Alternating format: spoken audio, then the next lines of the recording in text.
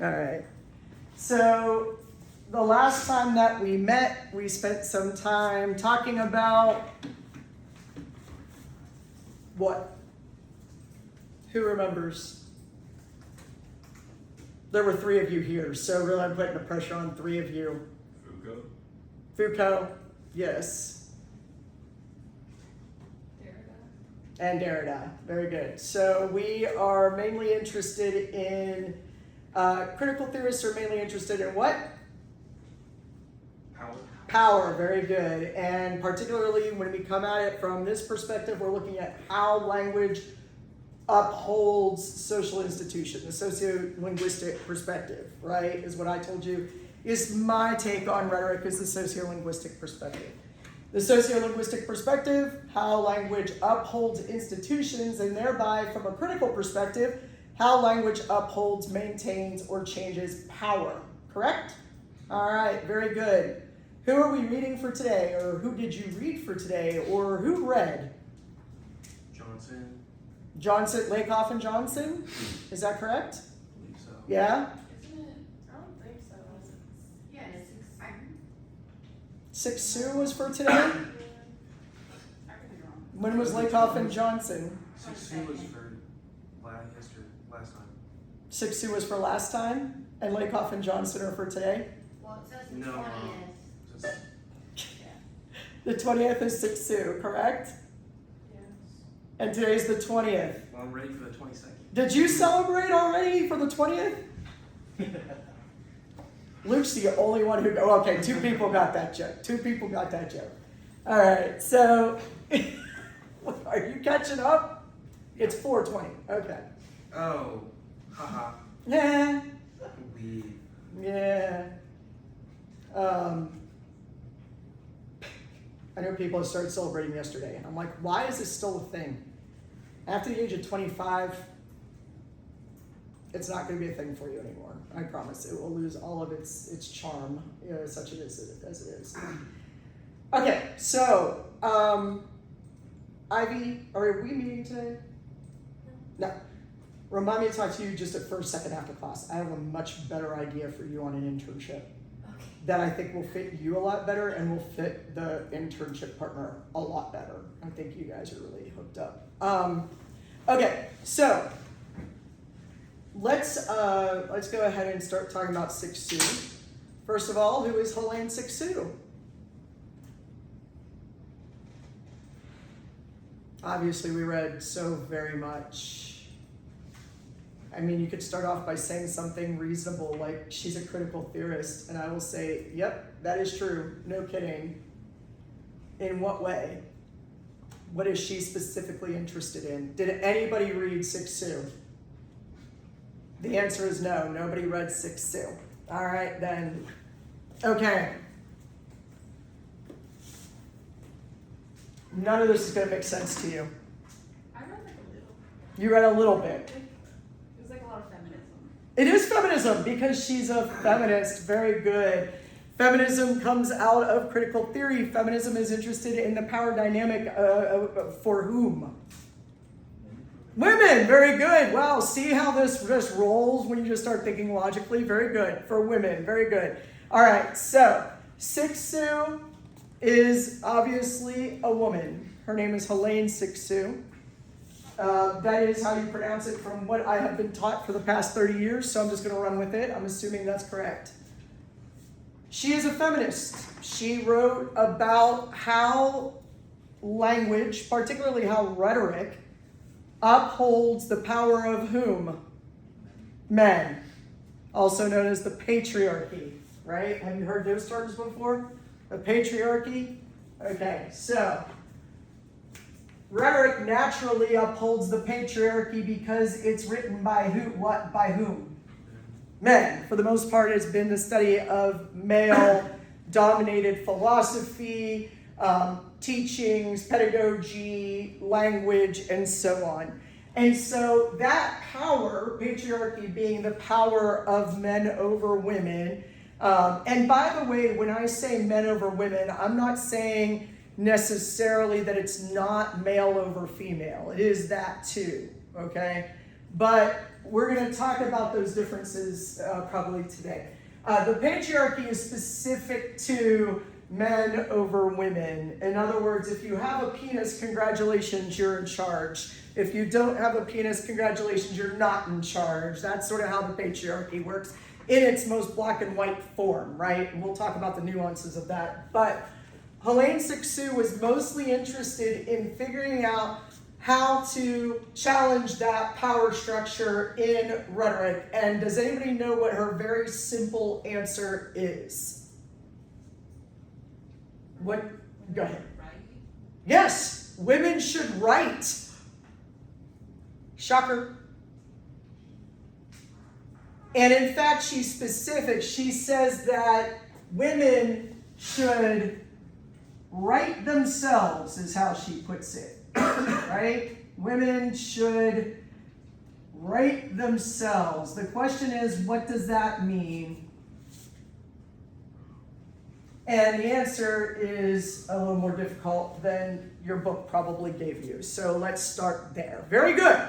I'm very proud of you. I did not have to spend 15 minutes explaining all that, and that makes me feel better about life.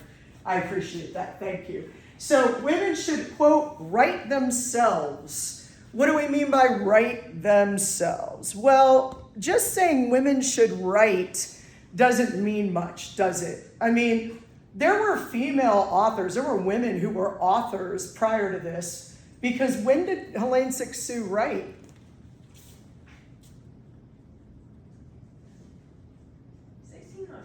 Oh, if only.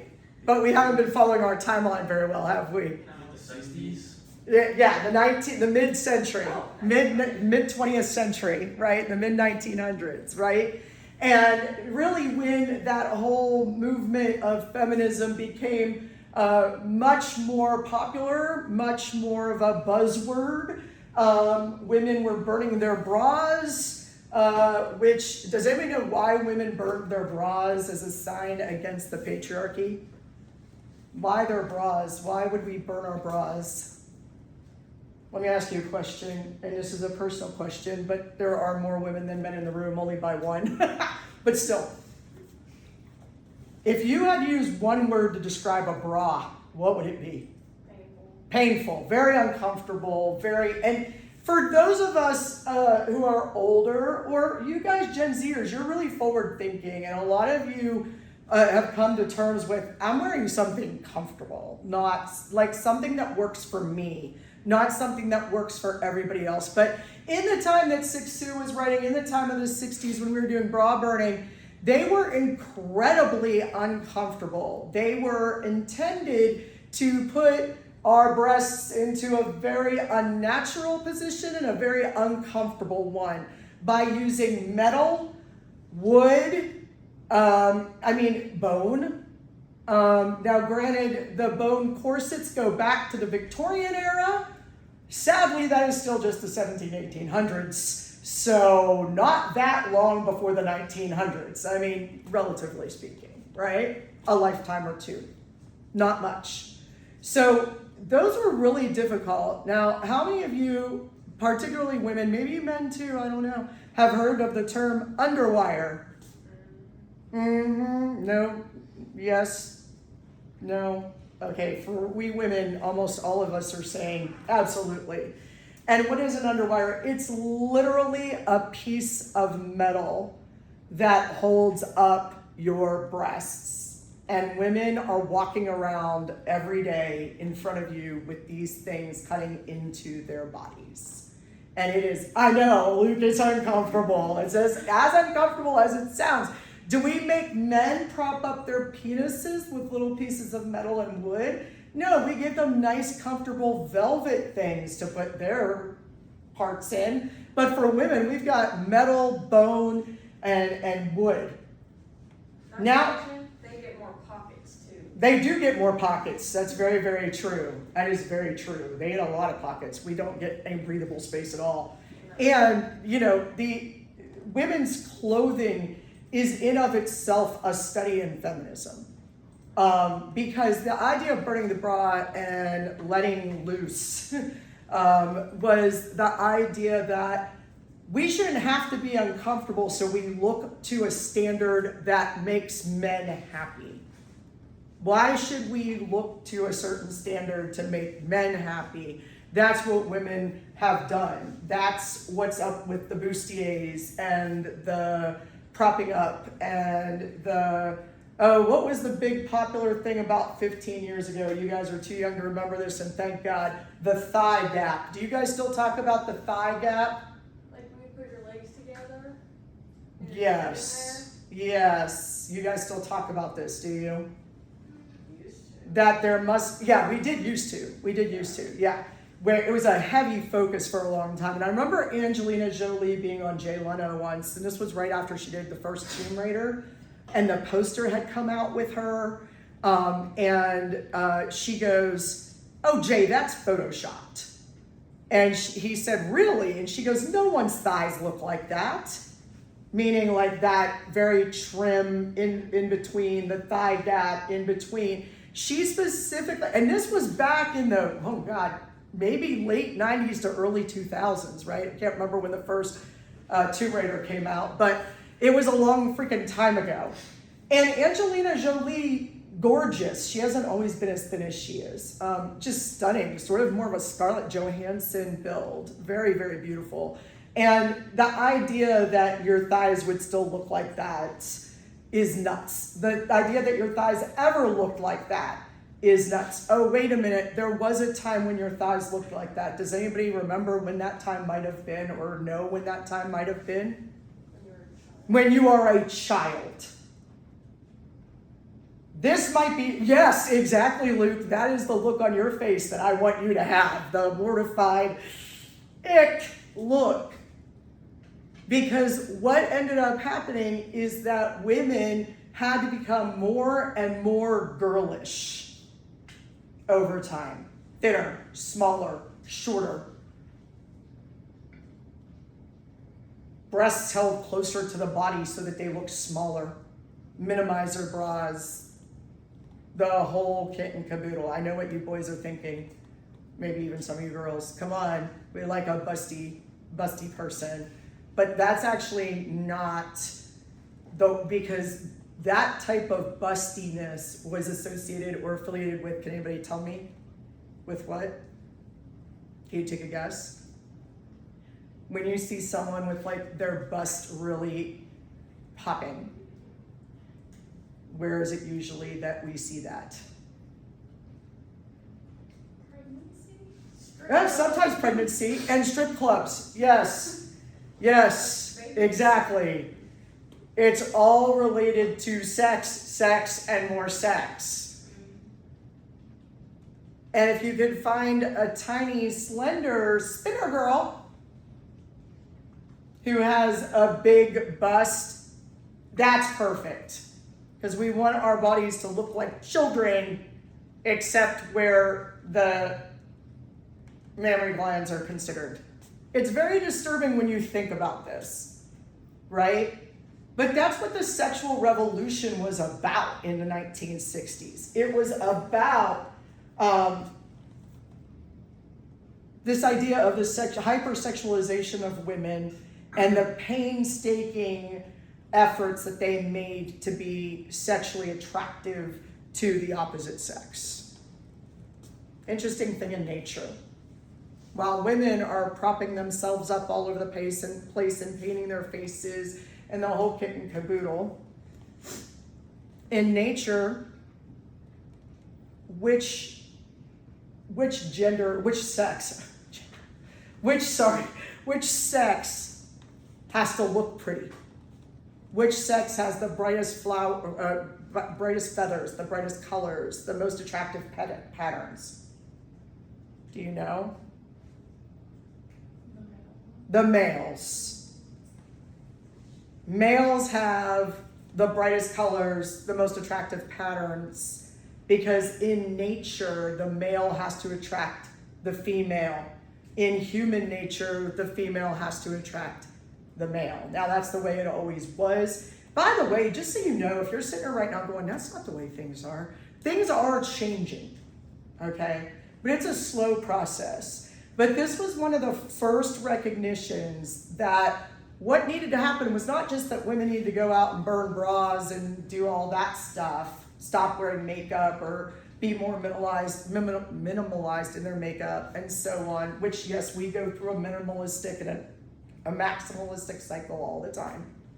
I just stay right here in circa 1987, and this is where I'm comfortable, and this is where I live. So yes, I contour my eyes, not my face. I do use blush. Highlighter was an addition in the mid 1990s to late 1990s, but I'm touchy about it because I have chipmunk cheeks, and I will do anything to make those chipmunk cheeks look not quite as chipmunkish as they usually do when I don't have any makeup on, right? Now, I can look at other people with chipmunk cheek and go, oh my God, that's really attractive, that's really pretty, that's really cute. But on me, ugh, I hate it. You know what I'm talking about? Why? You got cute cheeks though. You do. I get it, because that's like, people will be like, oh my God, you look so young for your age because you've got chipmunk cheeks, right? And I'll be like, contour, get me my blush, get me my highlighter, whatever. I don't use bronzer. Get me whatever I can, right? Make sure I lift those eyes up a little bit with the contouring. All of that is based off of the history of how women have been trained to look. Now, that is changing. Like I said, it's shifting. We go through phases. Bigger women are now more beautiful again. Thank you, whoever, but it would have been nice if you had done that in my teens. I'm just saying, right? Like during the Rubenesque period, I would have been totally jammed, okay?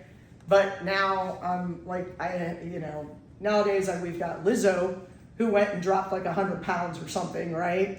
But as she said, it's about health, not about a beauty standard. And that is the thing to always keep in mind is we moved away from this idea that women had to be a certain beauty standard to perhaps maybe being healthy and living longer might be better, right?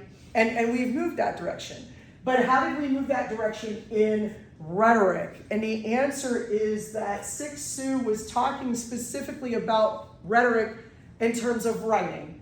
Remember when I talked about the distinction between rhetoric as writing and rhetoric as speech? Persuasiveness in writing and in speech utilize similar tools. There may be different kinds of writing. One of those was for oratory, remember, for speaking. Six Sue talked about how women need to write their bodies. No more hiding away from menstruation. No more hiding away from the uncomfortableness of our clothing. Right? No more. And by the way, in about the early to mid 1990s, I guess, we started talking about the same thing with men and the pressure that we put on men to look to a certain standard as well. So Six Sue was writing about women. Don't get me wrong. And again, like we said, this was mid-century, mid 20th century. I keep saying mid-century. Mid my century, mid 1900s, which we're already in the first quarter we're in the second quarter of the 21st century. So, I don't think I'm going to live to see the middle part of this century, but I was definitely born in the late part of the last one. So, mid 20th century, women started to learn to write themselves. Towards the end of that century and into the beginning of the 21st century, we started talking about those same standards for men. That men had to be bulkier up top. We wanted you to have good guns. Why do we call those guns? They're your triceps, for the love of God, and your whatever the trapezoids or whatever the other one is, right? We want your chest to be hairless. Good luck with that. Your back better be hairless, right? We want you shiny and golden, sort of the Greek god sort of look, right? The Arnold Schwarzenegger circa 1970s to 80s of it all when he was Mr. Universe, right? Those kinds of things. And we don't want our women to be muscly, but we want our men to be muscly. And we didn't want our women to be bigger, but we didn't want our men to be tiny. And there were all these standards that were set up by the beauty industry, by the way, and the clothing industry, going, like I said, all the way back to the Victorian era. How many of you read Anne Frank when you were in high school? The Diary of Anne Frank. Not the whole thing, but. Not the whole thing. Is that because you didn't read the whole thing, or it wasn't assigned, or We read it like aloud in class and just did. parts? Yeah. So my daughter, I think I might have told you guys this before, my stepdaughter comes here every summer for 2 months, and by her choice, which, okay. But we used to share custody because she used to live just over the border in Arkansas. So we used to share custody. And she would always talk about what she was reading in school because I'd always ask her, you know, hey, what are you guys reading right now? As you guys know, I'm a fan of books. I'm a fan of reading.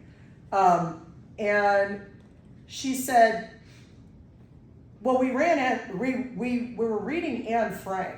This was just like a year or so ago. She is now a sophomore. She'll be a junior next year.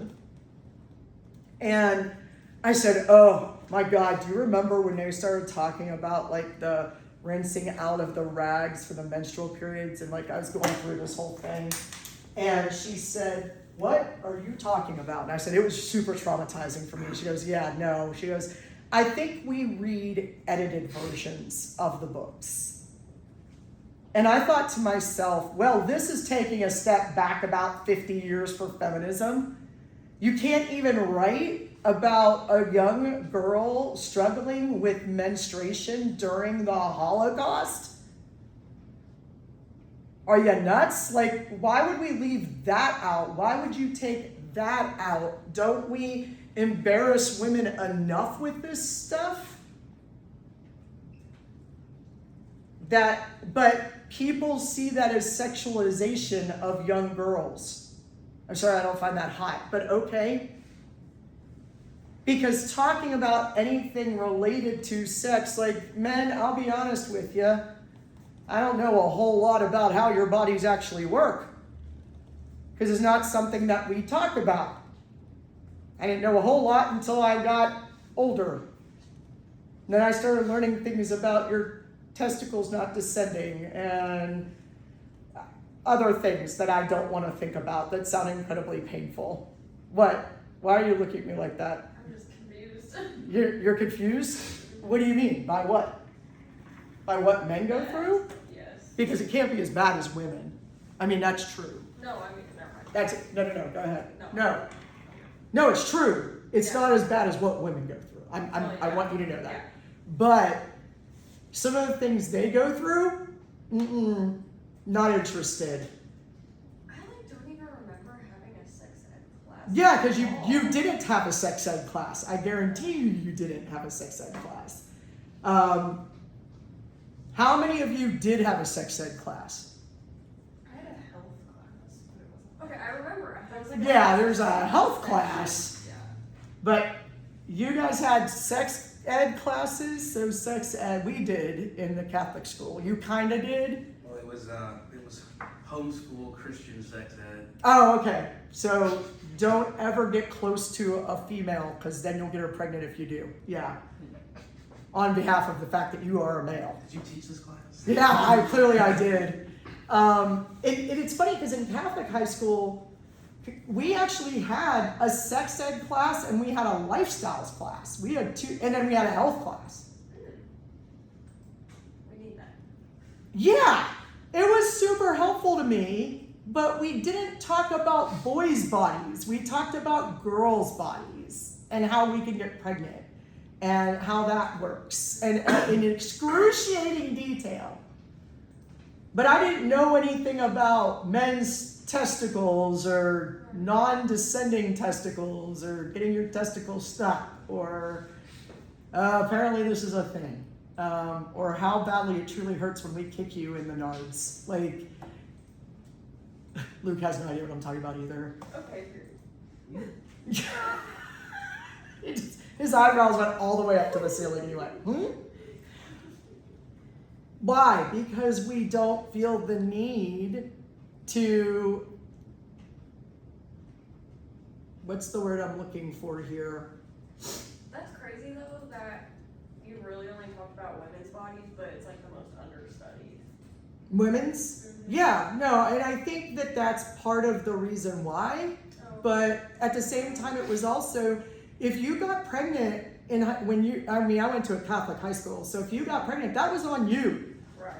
It was never the boys' fault, the men's fault, the male's fault, ever. Yeah.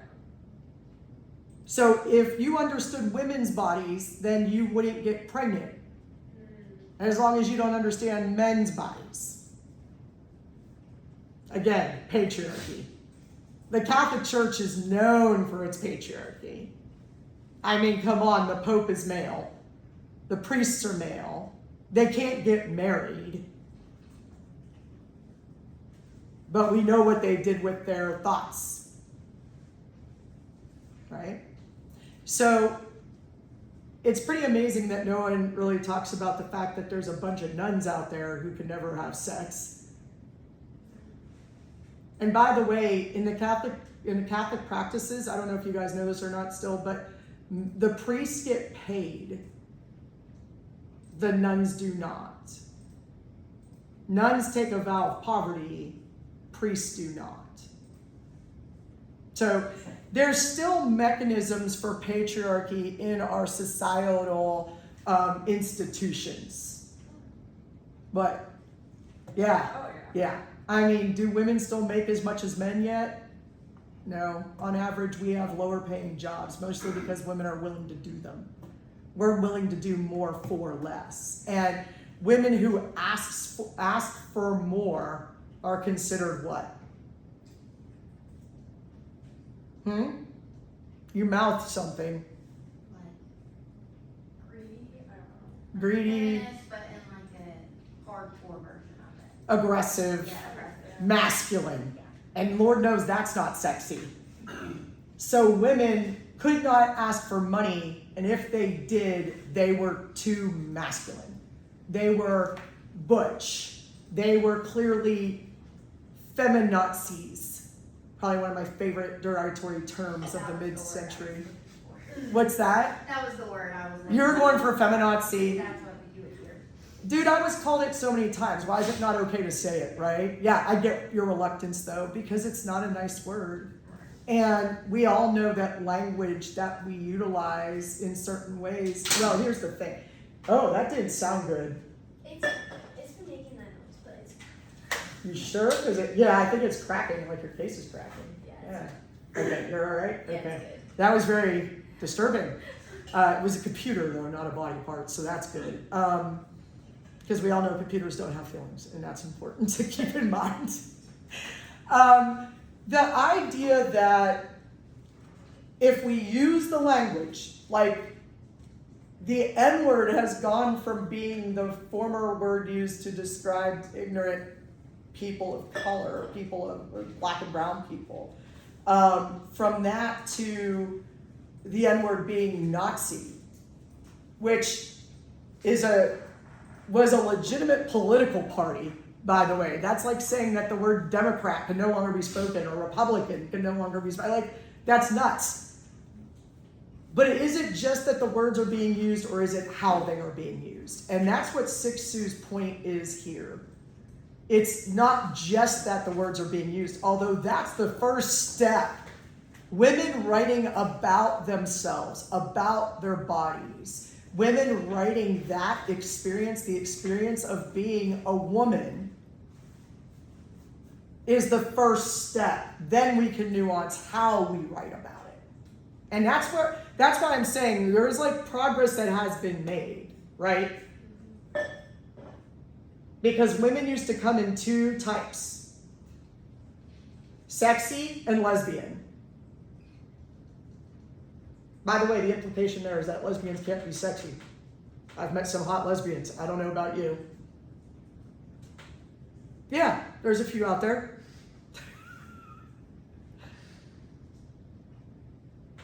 My mom got really mad at me. I think I might have told you guys this too. On Facebook, I would post pictures of me and my friends all the time, and I would tag us going to Martha's and whatnot. And my friends just happened to be 6 very, very good-looking gay men. And my one cousin, who was older, he just died like 2 months ago, actually. He was 80-something, so he was older. My mom's in her early 70s. They're older. So my cousin would say to my mom whenever he saw her, "My goodness, look at Beth with all those gorgeous men. How does she do that?" And I went, "Well, because they're all gay. I think that's why I'm with them. But I don't know, maybe I'm wrong. They're all pretty." They were. And my mom's just like, yeah, I don't know how she does it. Like, because my mom knew, right? It wasn't that hard to tell. These people were out and proud of it, and they should be, right? But I had no problems going out and partying with them either. And they were very good friends. They are very good friends. And so that idea that women with men can only be with them if they're pretty enough to be with handsome men, because it's all sexualized. We needed to start breaking that down, and we have. We don't make those assumptions anymore, do we? We don't automatically assume someone's straight anymore. Yet my husband, when he had his long blonde hair, and I'm talking down to the middle of his back, he put us all to shame with his hair. I hate him for it, but he doesn't grow it anymore. But back when we were younger, he would grow it all the way down to the middle of his back. And it would be cut, not straight across, but down in like a V shape like women do now, okay? And of course it was the 80s, so it was short on top, because it was business in front, party in the back, mullet style. Now his was long, so it wasn't as much of a mullet so much as it was just long. And he's a tiny man.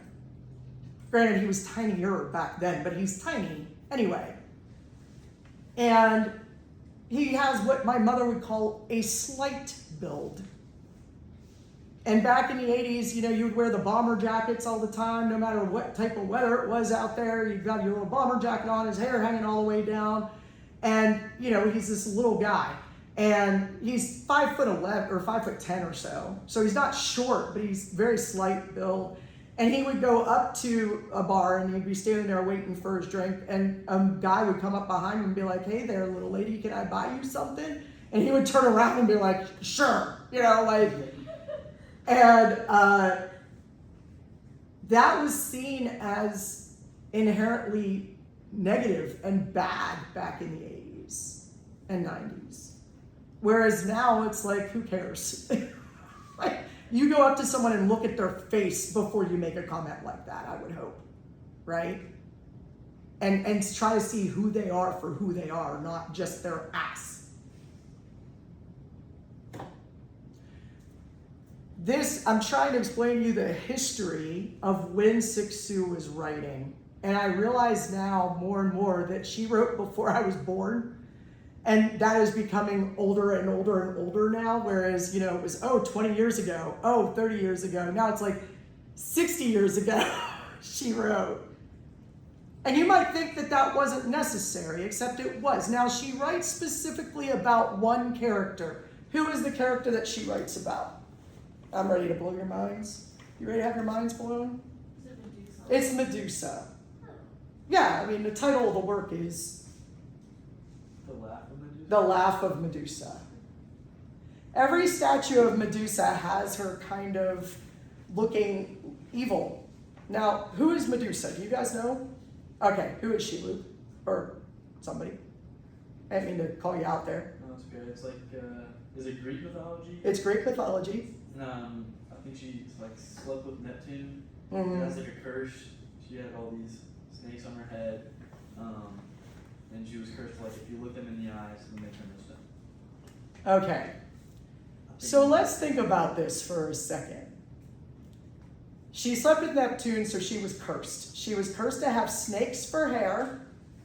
So wild, curly, hissing hair. And she had, I believe it was like emeralds for eyes, wasn't it? Like there was something about the green eyes. And whenever she looked at a man, if they looked into her eyes, they would turn to stone.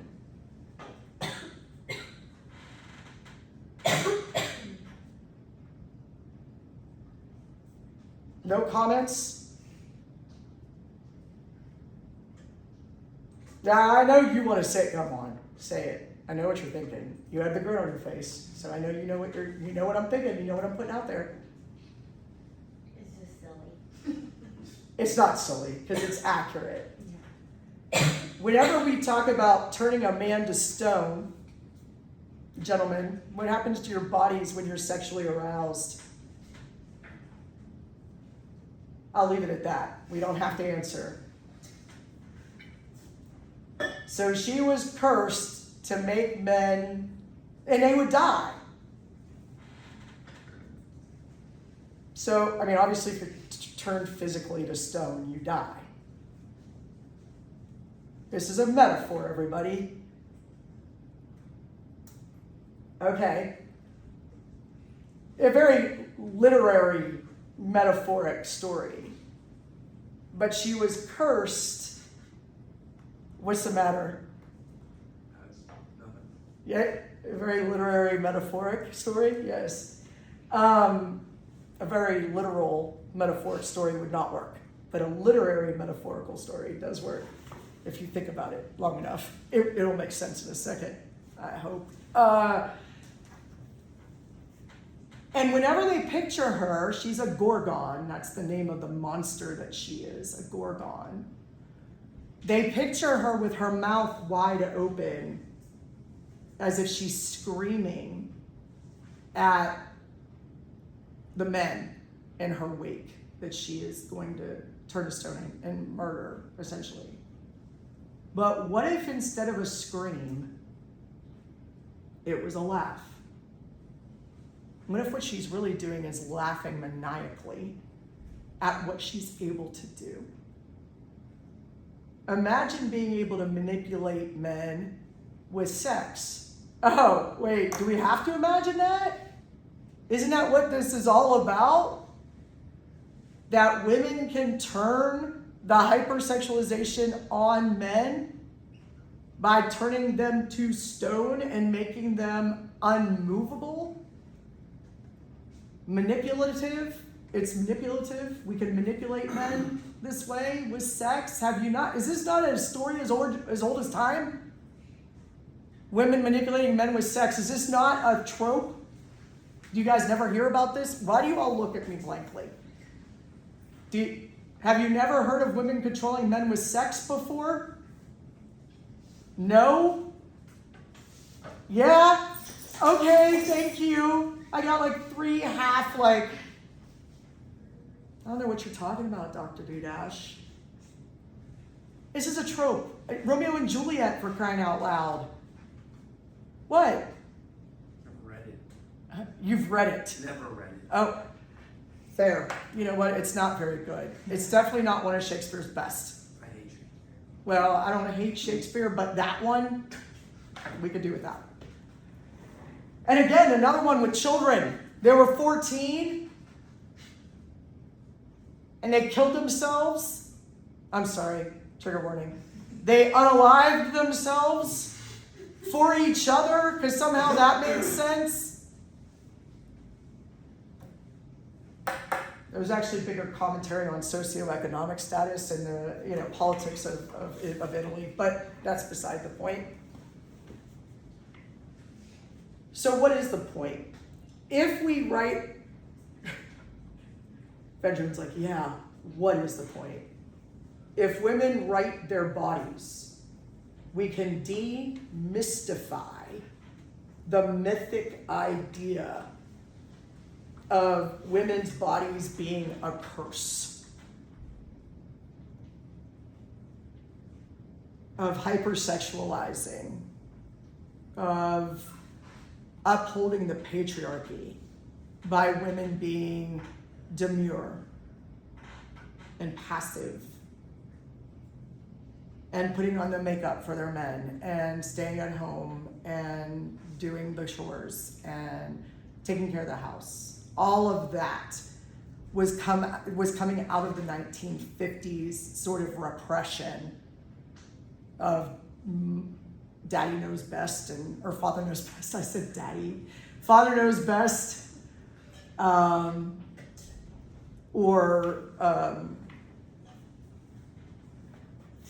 Dream of Jeannie even, or any of those like 1950s, pre-1960s, pre-Mary Tyler Moore, do you guys have any idea what shows I'm talking about? Leave It to Beaver. Okay. Like those kinds of moms at home, dad goes off to work, the 1950s ideal started being broken in the 1960s and the 1970s when women, in their infinite wisdom, decided maybe it's time that we also be allowed to go out of the house to work, that we be allowed to wear pants. My grandfather thought I should not go to college, let alone become a college professor. He died at 99. I think probably around the age of 95, he finally decided it was okay that I was a college professor. He turned 99 in 2012. Now, I wasn't just a professor, I was a PhD with tenure and promotion at that point. And he finally decided it was okay that I did that sort of thing. Imagine how he would feel if he knew that today I was in my classroom teaching in a pair of jeans. By the way, in case you haven't noticed, this is the first time I've ever worn jeans in the classroom. That's how you know we're getting to the end of the semester, because I just don't care. Of course, you guys can't tell, but that's what I'm wearing on the bottom half. They can. And cowboy boots. My jeans are too long for me because I'm short. If you're under 5'5", you know what I'm talking about. Every pair of pants I buy gets holes in the bottom of them from hitting my heels. Now, am I the only one who has this problem? No, surely. You have that problem too?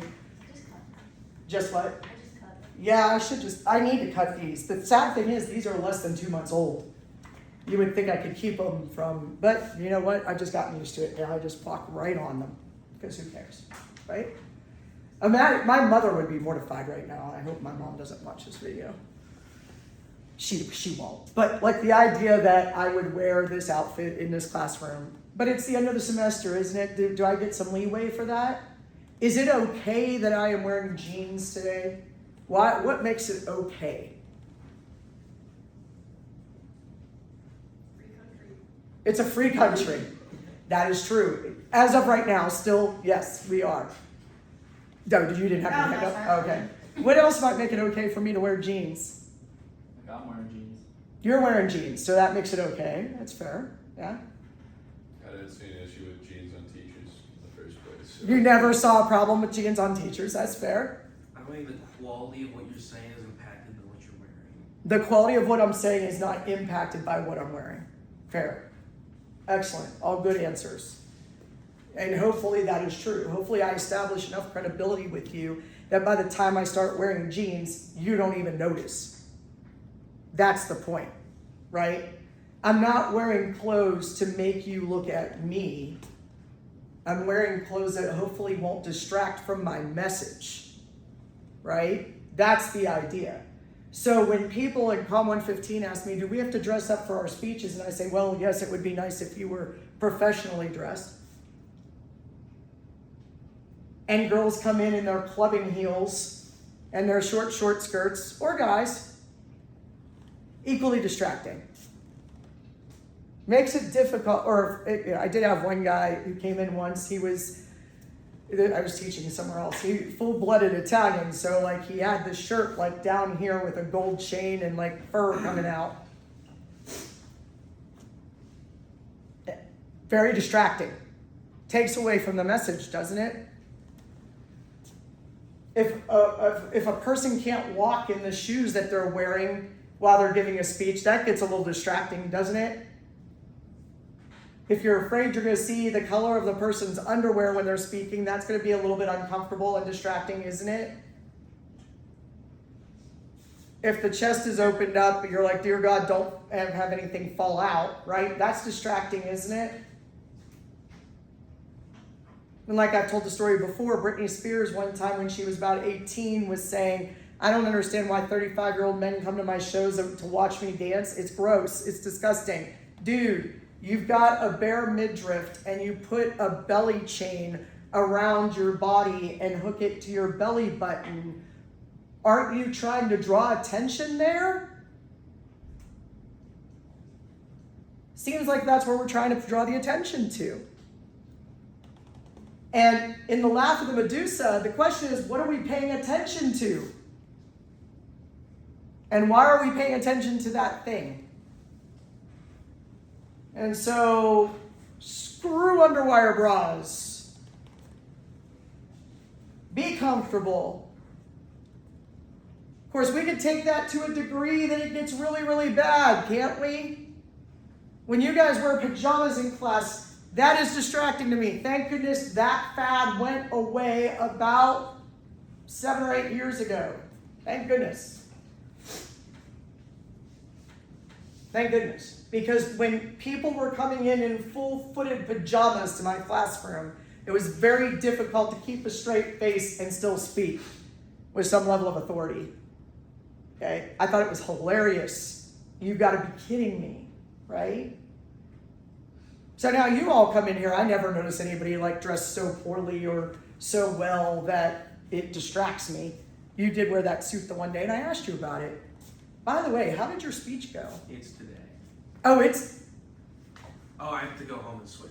I was going to say, I live on campus. the last time you were here and you had a speech, you were like in a 3-piece suit. It looked really nice. Now you're like wearing like sweatpants and a mismatched top. And I'm like, dude. I have time to change today. Okay, all right. You have time today. Okay, that makes fair. Well, I hope it goes well. Thank you. You do realize we all want to know how it goes. I'll be back. I, I'll be back. okay, all right. And you are trying to convince them to decrease their budget. Yes. You're going to be giving them less money. Yes. And that's what you're going to tell them about. Yes. And we talked about a strategy not being, hey, look, you jerks, you don't know how to spend money, so you don't deserve it. Yes. It's going to be, we must be good stewards of the money that we get. Yes, we pivoted.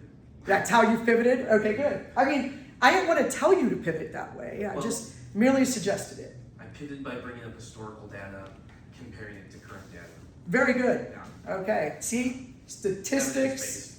plus your pathos and ethos and logos, and you're good to go. You should be very successful. Yes. Although they don't really have a choice, do they? You're just trying to make them feel better. They have to pick the lesser of two evils. They have to pick- Kind of like an election, presidential election, you know what I mean? Okay, that's fair. The lesser of two evils. Yep. No, I get it. So our strategy, though, is to show up wearing something that is going to establish credibility, but not distract from the message we're trying to send. It's not that hard. This piece that you read for this week, Medusa, the Laugh of Medusa, is, first of all, women write about this, and now I would say that would extend to men too. It's okay to write about your bodies.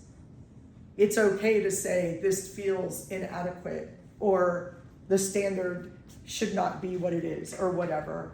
Although nowadays, I'm not really sure what the standard is, because if you don't look like Jensen Ackles, I don't care. I don't know why I find that man so attractive. I have issues.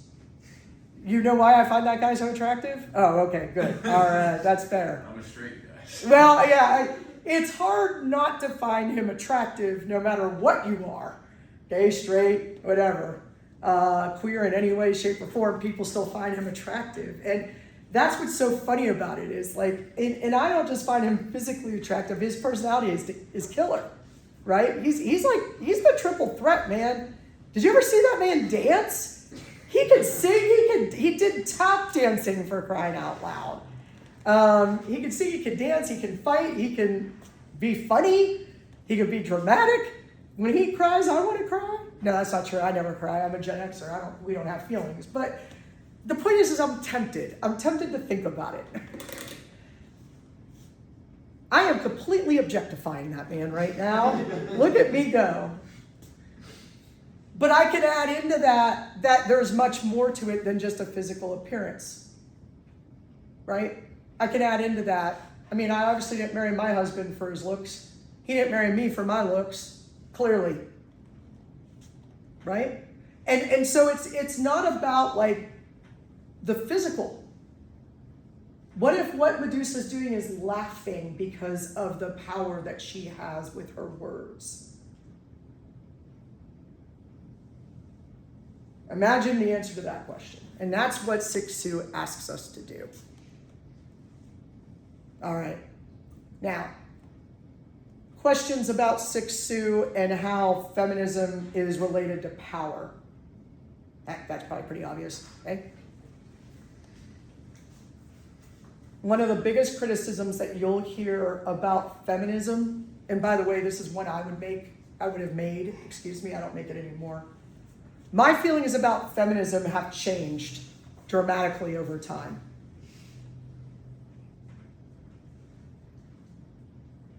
I was called a feminazi, I was called a feminist and all this other stuff, and I'd be like, no, I'm not. It's the F word for me. Feminism is the F word. It's a word I don't say. And for years I was that way. People just assumed that there were certain qualities about me because of how I look and how I dressed and how I talk. The fact that my lung capacity is so big that I could smoke cigarettes and then swim like laps was astonishing to people, but it's because my physicality. My lungs are really deep. I'm a big girl. I've got shoulders that would rival a lot of fullbacks on a high school boys football team. So a lot about me was assumed, and one of those was that I was clearly a feminist and clearly a lesbian and and it's like, you know what? I have no problem being any of those things except that you're mislabeling me. I find it to be a real problem when you don't let people define who they are for themselves. That is where power lies too, in being able to be allowed to identify who you are. Right? That's important. And as you might be picking up, nowadays we have progressed. We're not anywhere near where we think we should be. But I'm telling you, it is a very different conversation today than it was even 20 years ago. And certainly prior to that, 15 years or so, when I was in college and I was your age and I was sitting in a classroom, these words would never be spoken. Okay? So I want you to understand that we have made progress. We're nowhere near finished baking, but we've made progress. Why? Partially because of what you're about to read. And if you read Lakoff and Johnson, you know what's coming. Lakoff and Johnson, their work is called what? Does anybody know it should be on the syllabus? It's not on the syllabus? Or you don't know? That's fair. I believe it's called Metaphors We Live By. Does that sound familiar? No? You're like, okay. Nobody has Pulse open. All the tablets. It doesn't say on there. Oh, okay. Well then, yeah, it's justifiable. Okay. I believe it's called Metaphors We Live By. That's what you're going to be reading. And do you have your book open? I don't have my book, but I can pull it up. I just want to make sure I have this right and I'm not like misleading you and it's actually like narratives we live by. So that would be different. You're right. Metaphors we live by. Okay, thank you all very much. I appreciate that. So what we're going to be talking about is, again, the literary metaphor, which is, I know what you're going to say, a comparison, but it's so much more than that. And if you read this piece, you're going to learn how powerful metaphors truly are. So that when Hélène Cixous says, hey, The laugh of the Medusa is not the scream of the Medusa. The image of the Medusa is not about kinky curly hair.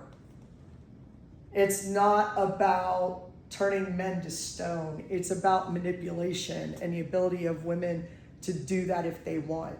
The ability to utilize and write about our sex. Not the sex you have as an action, but sex as a descriptor.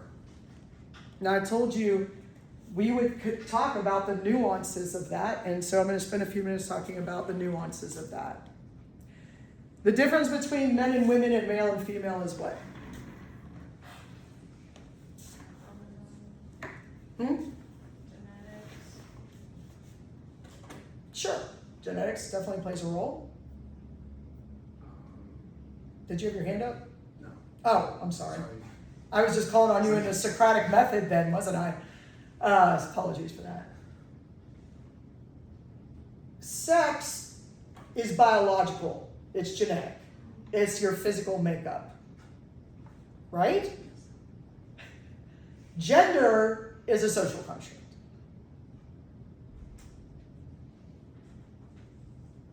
This is why we can now talk about gender fluidity when we talk about queerness. Because it doesn't matter whether I have a penis or not. What matters is not whether I'm male or female.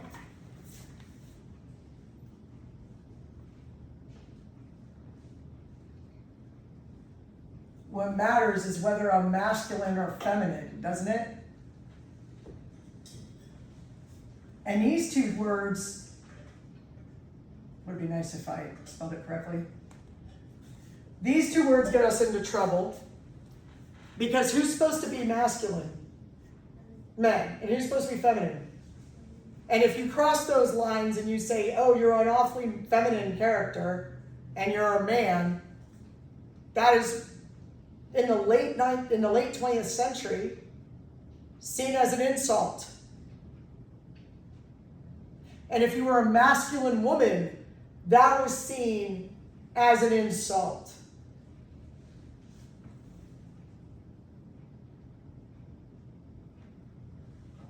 Man, woman, masculine, feminine.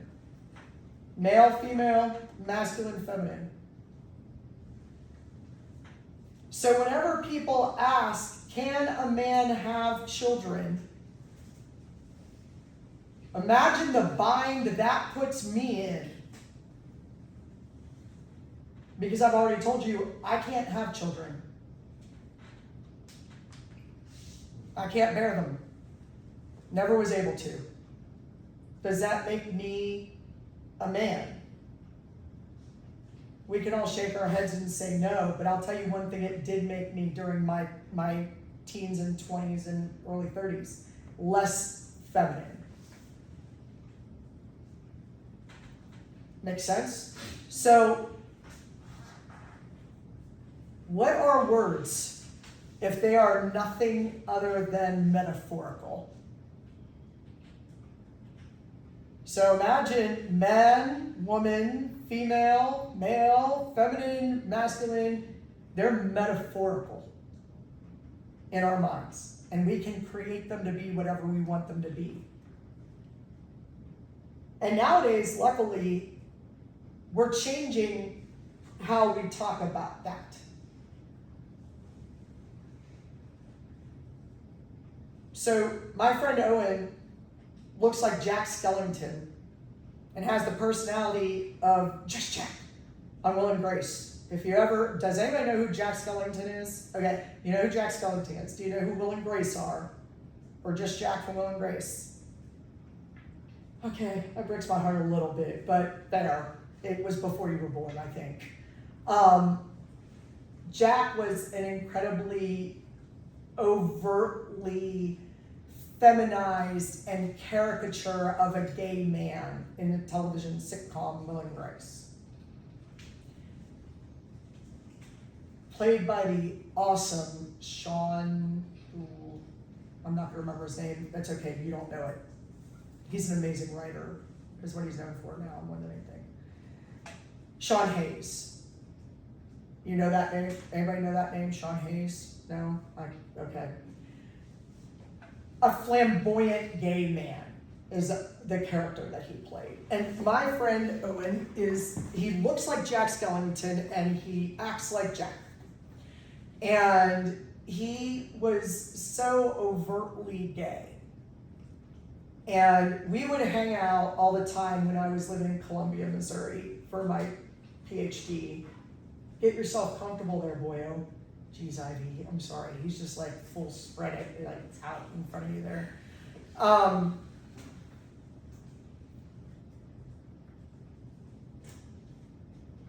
His stepfather met me, and I was wearing jeans and flannel and layers and Doc Martens all the time. Never really thought much about it. That was just who I was and how I dressed. And then I lost 63 pounds over the course of 5 months. And I was wearing short skirts and, well, not short skirts, never did that, but shorter, like more revealing clothing because I was more confident, high heels, things like that. But I was a teacher at the time, so I did dress up periodically, like during the week. But on the weekends, I wore my flannel and my Doc Martens, and I was happy with that, and my jeans. And his father only ever saw me on weekends. And then one time they came to visit, and for some reason I was dressed up for something, and he saw me, and he was like, "Oh, hi, my name is so-and-so." And I was like, "Yeah, Brian, we've met." He's like, "What?" I'm like, "I'm Liz." He goes, "No, you're not." I said, "Yeah, I mean, I did look very different. I'm not gonna lie, I did look very different." But he turned to Owen and said, "That can't be Liz. Liz is gay." And Owen's like, "She's never been gay, Dad. Never once. Just wasn't who she was. You just assumed because she was hanging out with me and she was wearing jeans and flannel and layers and Doc Martens that she was gay, but she wasn't." Nowadays, I can wear jeans and flannel and nobody coming up to me going, "Oh, you're pretending to be gay or straight or whatever," right? We don't do that. Just even in the last 20 years, we've changed. Metaphorically, how do we allow people to define themselves? So, if you come up to me and say, "Men have penises," agreed. All masculine human beings have penises. Definitely not. I can disprove that one pretty quickly. And I think we all can because you all understand those distinctions and we never did because we were never taught those distinctions. So just imagine how the metaphors have changed through the work of feminist writing, through the work of anti-patriarchal writing, through anti-racist writing, fighting against it all, right? Imagine what it would feel like if I said to you, "Well, all masculine people have penises." You would look at me like that was the dumbest statement I've ever made. And yet when I was your age, that was exactly the definition. Make sense? So, if you get frustrated reading this stuff going, "How is this supposed to tell me about now?" Or "How is this supposed to help me?" You need to understand that we had to go through those steps first. And you're going to meet people in your life who have not gone through those steps. What? Benjamin, do you have some people in mind? Want to tell me? Not names, but like general descriptions. A lot of my friends from the Grand Old Party, Yeah, not all Republicans are that way. No, that's but what I yes, said, some. Some of my friends I know. Some hardcore Christians. Handed. Not even the Catholics anymore. Catholics now, it's okay for me to love queer people. Thank the Lord. Mind blown. I'm allowed to love them again. I never stopped. But it's good that we're accepting that. And I get it. Dogma tells us that two people of the same sex can't get married in the church. You want to know something? I heard this statistic the other day on TikTok. So it's probably completely unreal. But I heard that Catholic people who identify as Catholics 87% of the people who get married in the Catholic Church end up divorced. That doesn't really surprise me. I can see that being true. Like, it doesn't ring untrue with me. No idea if that's true. And so this young man on his TikTok was saying, "So fine, I'm gay. You're not going to bless my marriage, my, in your view, apparently very temporary marriage, but the state will, and that's good enough. So I still go to Catholic Mass." And I'm like, you know what? I'm with that guy. That's how I feel. Like, if a certain church won't let you get married, so be it. Technically, I wasn't supposed to be taking communion for, well, my entirety of my life since I was about 20.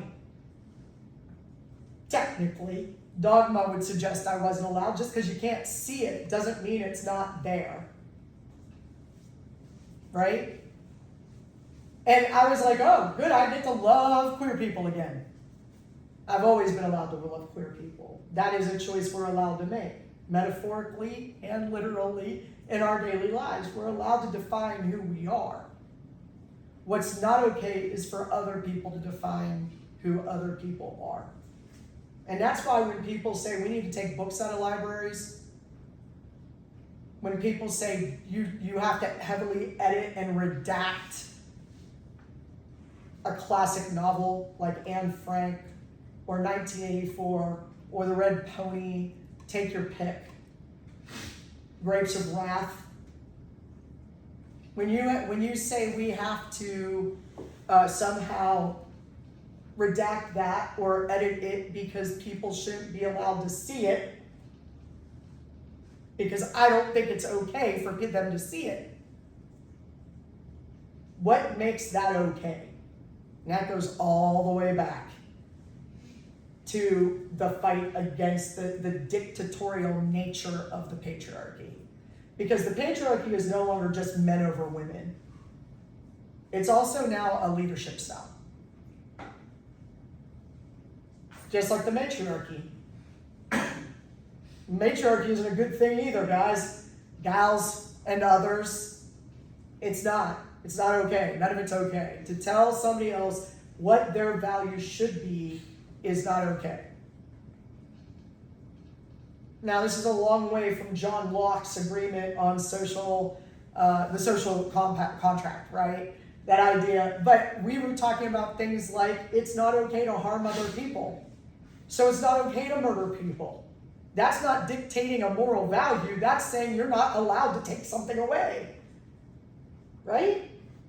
So when people tell me that my politics are inconsistent, I happen to think they're very consistent.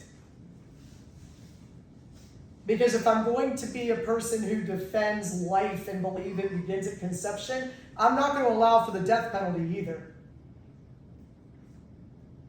Just saying, pretty consistent. Now, I happen to not believe that life begins at conception, but that's a whole different problem between me and the Catholic Church. I'm sure I'll debate when I die, okay? But the point is like, you can have consistency in your values without forcing those values on others, right? And that was another thing Siksu tried to explain to people. You don't get to define women for who they are. Instead, we should ask the question, who are they? Right? And not all women are the same. I know that's a shocker to everybody in this room, but it's true, right? Just like not all men are the same. I hate it when people say all men are the same. All women are the same. That drives me up. All Republicans are the same. All Democrats are the same. All liberals are the same. I hate it. Because clearly you haven't met anybody who's different from you. Right? Meanwhile, you're talking to one. Most likely. Most likely I disagree with you on something. Right? Alright, so that is the warm, fuzzy, feminist, go women speech of the day. We are going to move into metaphors and metaphorical language, and that comes after the Laugh of the Medusa, chronologically, but also, in a good way, it helps us understand why Medusa is a metaphoric mythic figure, not a literal one, right? Okay, no matter what, what's the name of that? high school, Monster High tells you, if you ever watch Monster High. No? Oh, it's a fun cartoon full of like mythic characters like pharaohs and Cleopatra, and they're all animals. So it's like this furry / monster thing going on. I'm not really sure I understand it all. Anyway, any questions, comments, concerns, complaints, or threats? Okay, you're getting out a few minutes early. Have a good one.